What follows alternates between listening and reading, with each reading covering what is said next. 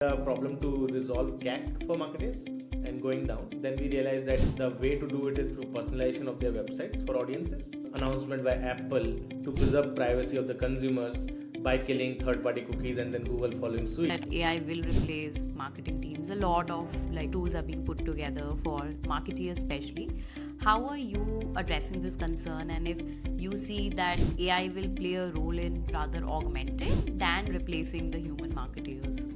Whoever says that AI will replace marketers does not understand either AI or marketing. I don't think AI can replace any marketing. All the hype out there, people feel AI can do anything. If you are a marketer who really used AI, what you will realize that AI can do only to like a 60-70% stuff. So we are basically creating a single platform with single identity. With the story of Fibr start, what inspired you? What are the problems that you're trying to solve, and who is it aimed for? You've been told in media around, hey, I woke up and I had a dream of building something like Fibr. That's not the story with Fibr.